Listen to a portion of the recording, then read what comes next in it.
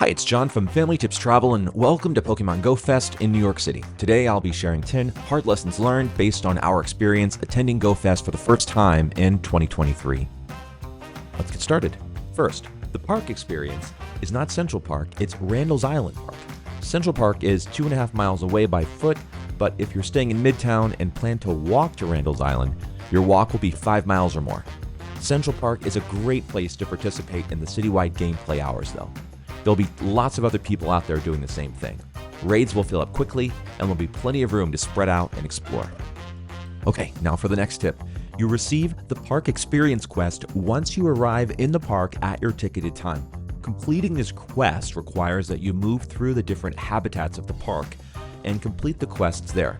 Don't leave a habitat before you complete that area of the quest, or you'll have to walk back. I finished the quest in about 2 hours without much difficulty.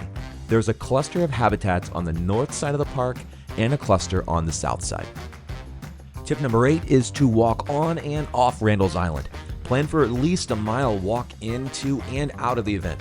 Uber and Lyft will be charging surge pricing, waits will be extremely long. There is no subway stop on Randall Island and buses will be extremely crowded. There are 2 entrances and exits to the park, the north entrance via the RFK Bridge, which allows vehicles and foot traffic, and a south entrance via the Ward's Island Bridge, which only allows foot traffic and bicycles. Alright, and for the next tip, once your ticketed time expires, no Pokemon will spawn on Randall Island. Once you leave the area, Pokemon will continue spawning as normal.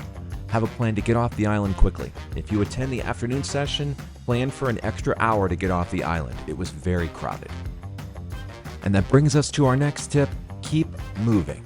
The park experience is limited to 4 hours, and the citywide experience ends at 7 p.m. Waiting anywhere for too long may result in serious FOMO. Merch lines and food lines were very long in the park. Bring your own food and drink to maximize your playtime. If you prefer to enjoy the many restaurants NYC has to offer, definitely make reservations in advance. Tip number 5, use travel apps and book early. As soon as you buy your GoFest tickets, I recommend using travel apps to get the best rates and to have a single place to include all of your travel details.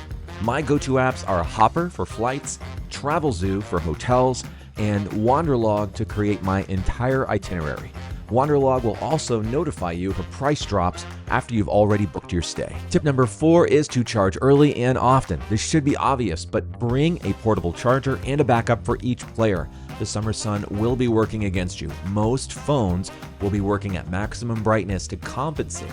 Combine that with the regular battery draw of the game, and you have a recipe for a massive battery problem. Don't lose playtime because you're waiting for a charging station.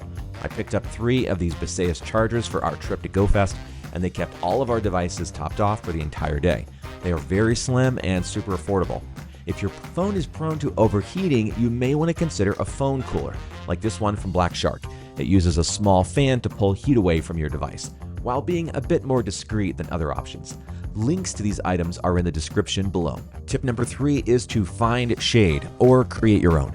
Whenever possible, get out of the sun. GoFest is a long day and excess sun exposure will ruin it. It's summer in NYC, it will get hot and you will get sunburned. I saw dozens of exhausted, overheated, sunburned people. I am seriously considering a hiking umbrella this year that attaches to my backpack. Not the coolest look, but let's be honest, I'm a middle-aged dad playing video games in public, so I don't have much to lose. Wear sunscreen, breathable clothes, and hats with UV protection. Tip number 2 is to make a Pokecoin budget. Even after you've purchased your ticket add-ons, be prepared for this hidden cost.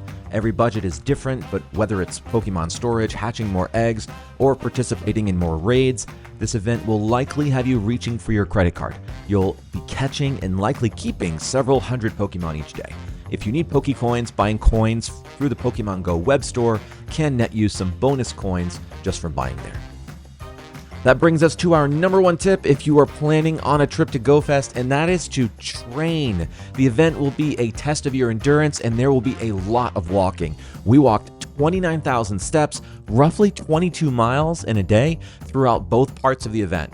You will need comfortable shoes and a means to stay hydrated. Get some mileage on your shoes now, practice staying hydrated to prevent injury, and make sure you have the best time at GoFest. Oh, and here's a bonus tip. Bring extra deodorant. Everyone around you will thank you. That wraps up our 10 lessons learned from Pokemon Go Fest in New York City based on our experience attending in 2023. Hopefully these tips will help you and your family have an awesome time at the event.